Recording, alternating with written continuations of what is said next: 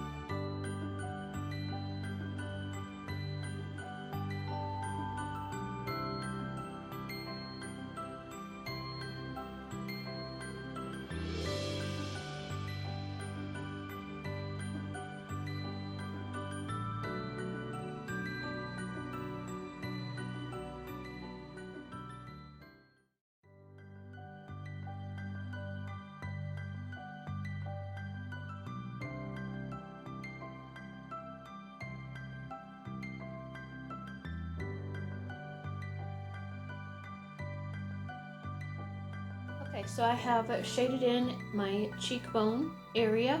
I am going to be creating a more defined pointy type chin, and my jaw is defined. Also, if your ears are going to be visible, take the color onto your ears.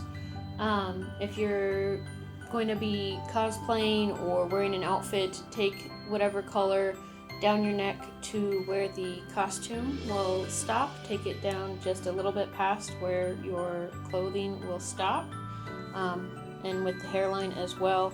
If you're going to be wearing some kind of a headpiece or something, you don't have to take it quite as far into the hair, but if you're not, definitely continue the color on in. So I'm going to continue building my structure. Alright, so I have filled in with this turquoise blue here. I have used a deep blue, it's more of a greenish blue here, and then the green here. Same down along the jawline, the chin area, the temple. Then I have used just a straight up soft pastel blue in the eye socket, some of that same green on the sides of the nose. And then I thought I would bring this up. I have added gills. So depending on your perception of your particular mermaid type, you can add different features on the face, on the neck. You can add stuff onto your hands if they will be visible, to just kind of emphasize those non-human aspects of your mermaid type. So I am going to continue on with developing my mermaid shape with more of that deep bluish green into the eye sockets, creating this rounded, more defined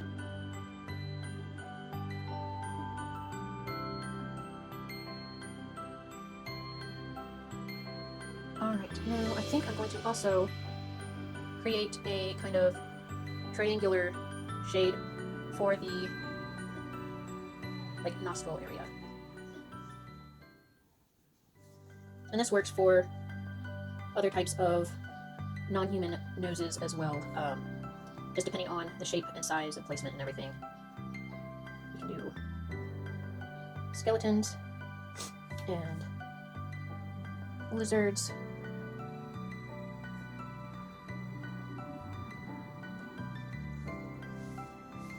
Scales, I am going to do a combination of having the color as well as drawn or outlined ones. So let me do half and see what I'm doing, and then I will come back.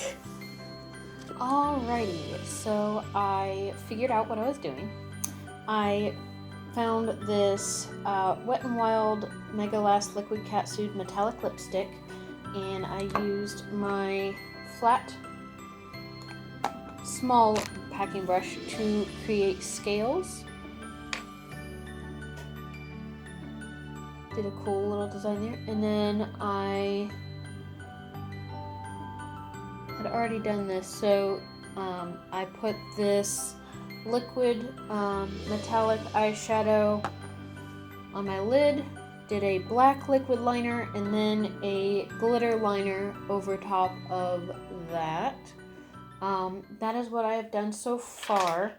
Before I did this, I put some, this is a shade shifting blush. This was limited edition. It was called Zombie Blush. And that kind of added some shimmer underneath as well as darkened it a little bit. And then I used a kind of iridescent purple light infusion powder from Nomad for like a highlight here. Then I used a different color of the same type of lipstick. This was Witch Please. It's a little more green on my eyebrow. And then tapped some sparkly blue shimmer eyeshadow over the areas that had the liquid lipstick after it had set and dried a bit for a little bit. So now I'm going to show you all of that in the process of, and then we'll move on to some glitter and lashes and lips and all that fun stuff. So I did not use the applicator directly on my skin. I took the brush and loaded it up like so. And at first, for some reason, I thought this was liquid eyeshadow, but it is liquid lipstick, which is pretty versatile, but you should still, you know, whatever you're comfortable with as far as like sparkly things near your eyes or whatever. I didn't use it near my eyes except for like my eyebrow, but anyway. So I kind of started right here and worked my way back. You can start at the tip, start at the base, however you feel comfortable. Just kind of getting a feel for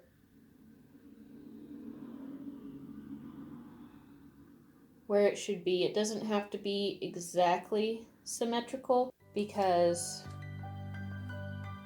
you're rarely able to look at both sides of the face at the same time. Your eyes are just back and forth, back and forth. You can kind of see there's some purple pigment on top of that zombie blush as well.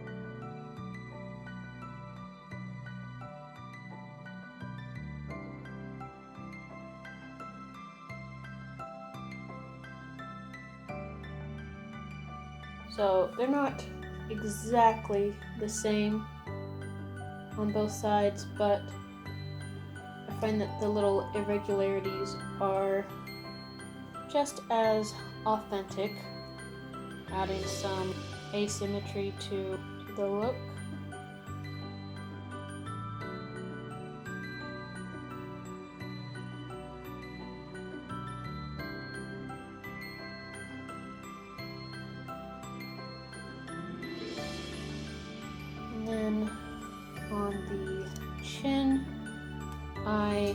started kind of on the curve to kind of shape that, and then under the lip and along the jawline. I will probably connect them, but I won't take it completely down. I might.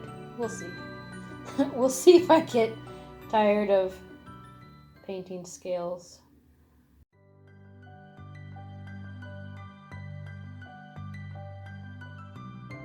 Okay, so my memory got full. Had to go and take care of that real quick. So I have finished up scales. Now I am going to tap the glittery blue eyeshadow that I mentioned before, just kind of over the areas of where the scales are, just to add a little pizzazz. And then I will go into eye stuff. Alright, zoom in just a smidge. Alright, so already put this teal gel waterproof liner in the waterline and also below. Alright, then I'm taking this Vivid Amethyst liquid eyeshadow, and I'm going to apply it and then blend it down so it'll be a little more dispersed and not as, I don't know, caked on. It will also help it dry down faster to have a thinner layer. And I'm not extending this into a wing like I did with the previous look. Eyebrow. For this I am just using the doe foot, and I'm not starting at the front because the bulk of the product is what we'll apply first. So I'm putting it kind of here towards the center and just kind of following the shape of my brow. And then I will go towards the front and start shaping it there. And I am extending it past where my natural brow is. My eyebrows don't match hardly ever, so this is not unusual, but they are pretty similar. They're very heavy, but that is going along with my particular mermaid. I am going into a much deeper kind of shimmery metallic purple into the crease. Liquid eyeshadow dries down pretty quickly, and this is just going to deepen up this outer area of the lid. So where the lid over your eyeball meets the lid going up to your eyebrow, we're just gonna add some depth or dimension. Goes into that light and shadow that we were doing with contour with color. And I kind of drag it a little bit into the corner here as well, connecting it to the bottom. Shiny, ooh, can't even see it. It's very iridescent purple from Nomad. This is Light Infusion Powder in Kofa Nyang Moonlight. And I'm going to brush that along the top of my cheekbone here. You can see how that catches the light. And it's a very shimmery iridescent purple. Take it down the center. I'm going to take some of that on the brow bone. That's an area that you can use your shadow and light technique. You want to bring it forward while this is being sent back. And I'm going to take my finger with a little bit of that in the inner corner. Alright, I'm going to zoom you back out a bit. Alright, I'm using this Kaylin Cosmetics. It's double-ended. This end has a pencil, this end has liquid. I showed you pencil on the other side, so I will show you liquid on this side. To rest my mirror holding hand on a container, I'm going to start with the point of it towards the inner corner, not right at the corner to start with, and just gentle, short strokes, and then flipping the point, and then I just kind of press it with the point pointing up and use the shape of the liner to get the shape of the wing. And then I'm using the point of it to extend that inner point. I didn't do it on this side, but I'll go ahead and do it on both. I think that looks kind of cool. You can use eyeliner to create different effects for different creatures. So, you know, like wild cats, tigers, jaguars, stuff like that. They have that natural pattern of eye makeup. Different things like that. You can also use eyeliner to accomplish that. All right, then I went over the black liner. This dries pretty quickly with this glitter liner. This is from Bella Z Cosmetics.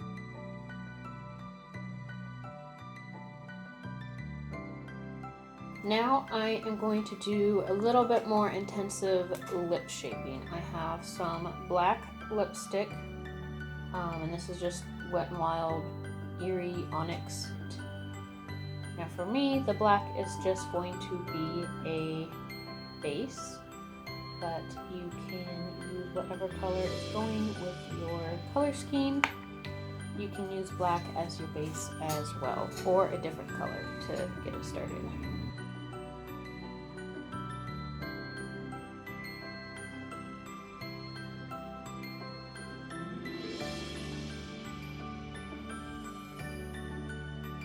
Some loose shimmer powders that I'm going to use to add some depth to the area. I've got some chunky blue glitters. I have some chunky multicolored glitters. So,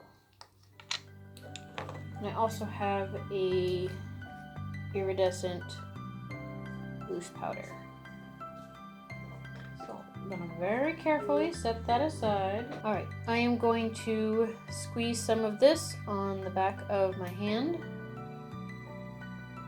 Makes it easier for me to use a brush to place it where I want it. I am going to put glitters here and scattered in here. I will be a little more precise with my application with them than I was in the previous look. With this glitter primer, you don't have to worry about moving quite as quickly as with the thinner glue. It stays a bit tacky for longer.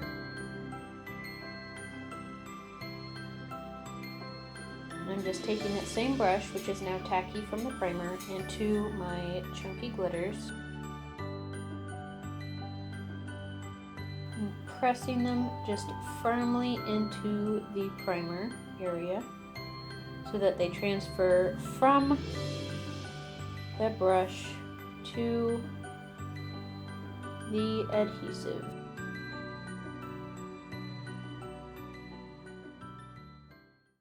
And they will fall and they will make a mess, so just ensure that you have a area in front of you to catch the stragglers so that you can then reapply them. Alright, so you can see on this side there are gaps in between. I'm going to take my finger and tap it gently to the loose pigments So I've got a little bit of both colors on each side, and I'm just going to tap that around, covering up any adhesive that is still exposed. Kind of gently pressing.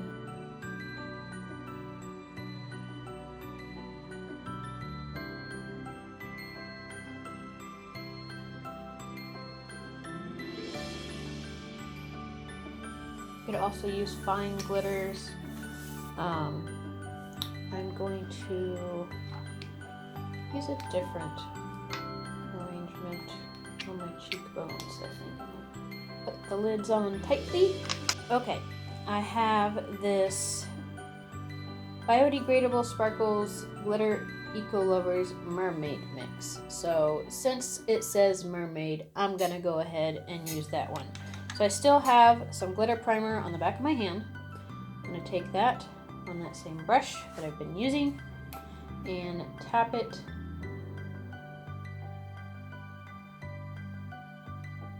along here. I'm gonna put some in between my lipstick scales. What's that book about the fish with the shiny scales that it didn't want to share? Like that. I forget what it's called.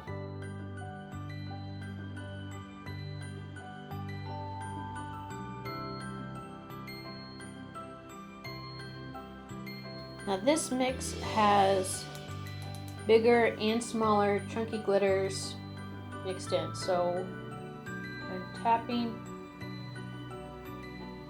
the dipped brush and expecting it to be just a random assortment of sizes and chunks. And this is a little more haphazard because it's not going to stick everywhere because I didn't put glitter, glue, primer, whatever, everywhere.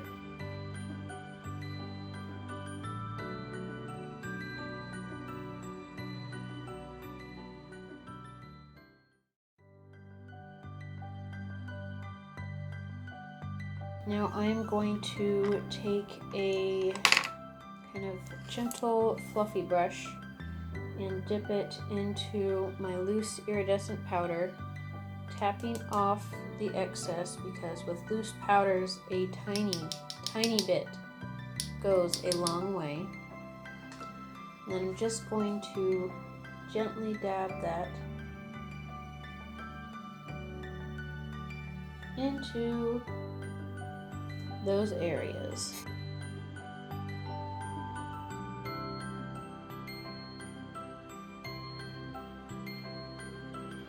This area where your lips have a little Humpty Bumpty is called the Cupid's bow. You'll hear that in makeup videos just here in the center of my chin. So I am thoroughly sparklified, but we're not done yet. Can you believe it?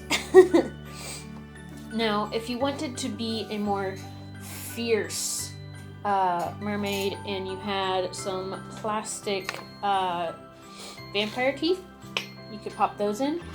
If you want to be more like glammed up, or if you're going to be in an area that has black lights, you can do like glow-in-the-dark face gems, or gems that aren't glow-in-the-dark, either or. I've got, this is a glitter gel. Maybe I'll put some on the back of my hand and show you. It just pumps out. I think it's actually a glitter mask because it's kind of like tingly and refreshing. But you can get all kinds of like body shimmer gels. That's super cool. Maybe I will put some of that. But you can use iridescent unicorn skin nail polish to really bring your whole look together. Now, moving on. Lashes. I didn't do them with the previous look. They are not my favorite thing to do, but they do add some va-va-voom. With practice, it's not terribly inconvenient. I do have a set that are magnetic, and these are the kind where you can, they snap themselves together. So you've got a top set and a bottom set, and I think I have 3 of them stacked together right now. So that's super not helpful. Yeah, I have 3 lashes right here. So magnets are an option, but they're not the only option. Sorry, great view of the back of my head there. The more traditional, typical route is the kind that use glue. So I'm going to demonstrate that.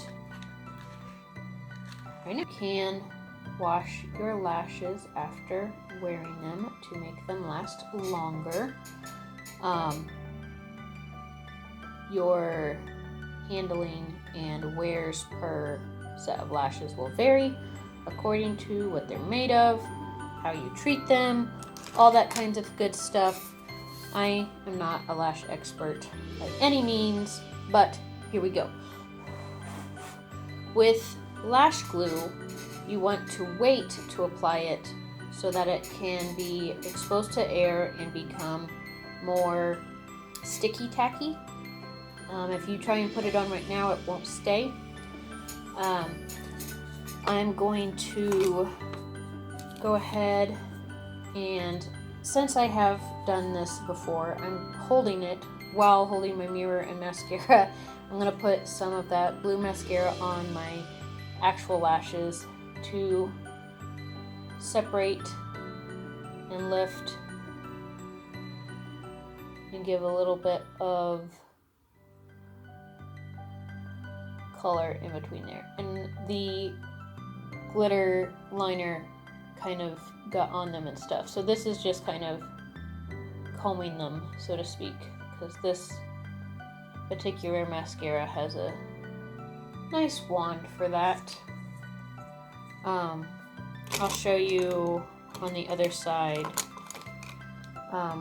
black mascara.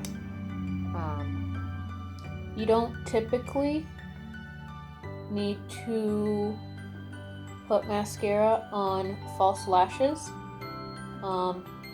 If you do, like to make them blend together or whatever, make sure you are taking care of your false lashes after you remove them. Alright, it's been a bit more than 30 seconds, but that's fine with this particular lash glue. Alright, so mine has already been trimmed, but you want to make sure that it will fit your eye shape, and you want to kind of place it in the center while looking down towards your mirror.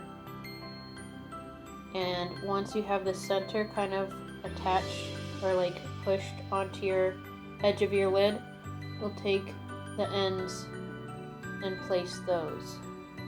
And here you'll see it wasn't quite sticky enough, and so the ends seesawed. They didn't stay stuck. You can also add to the curvature of them by like doing this number while the glue is setting to kind of get that there.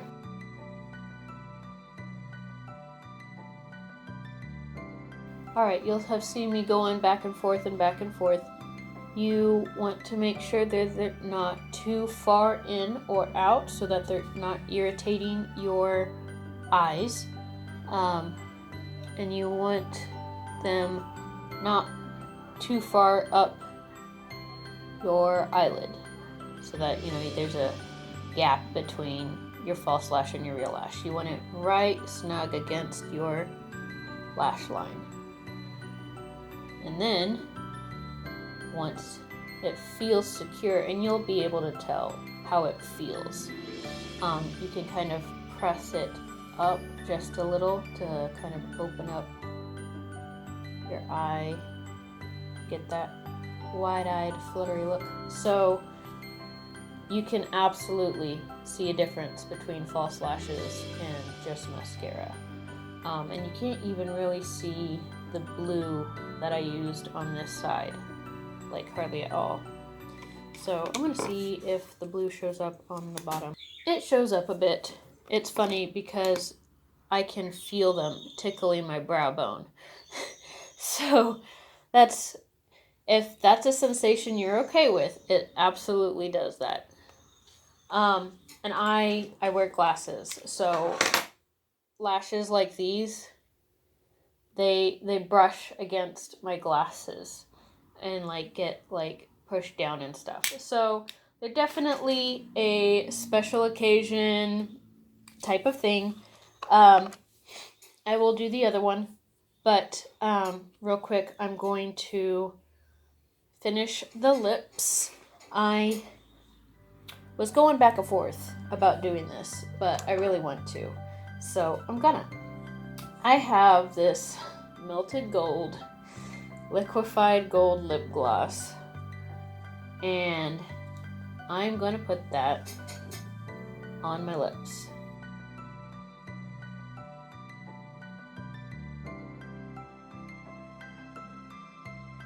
Oh, there you go. Now you can see it. Yeah. I don't have much occasion for wearing this, so I am absolutely going for it. Fierce! Alright, I am going to do the other lash. If there's any little final touches that I do, I will make sure to point them out and tell you what I did. And be right back.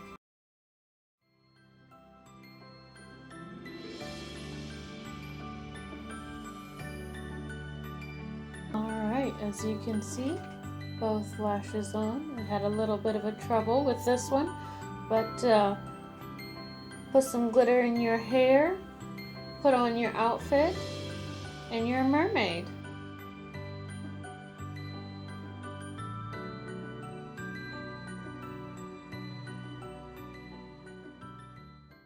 As you can see, my hair was already blue, so that is why this is the color scheme I am ending on. It works with what I've got. So you can do something even more glammed up, blinged up. You can do something a little more understated. It is just something fun to do. And we're coming into warmer weather, so everybody can be a mermaid. Now I'm going to cycle it through a couple different types of light. So here's more neutral. Here's more yellow, like incandescent, indoors lighting. And then fluorescent. Definitely make you seem more blue and underwater. And here's again more natural light. Dim it down. Here's more or less what it looks like kind of in real life. So, and then of course, glam lighting. Alright, I hope you enjoyed. I know I already kind of did an outro with the first part, but if you have any questions, if you want any clarification on any of the steps or the lingo or other characters, stuff like that, don't hesitate to ask. And even after the Stay-At-Home-Con, you can find me on Instagram and YouTube, and I have a Twitter, but I haven't been on there in a while, so you can also reach out in the comments here on Facebook. So thanks so much for joining. I appreciate you giving us your time, and I hope that you are enjoying the con.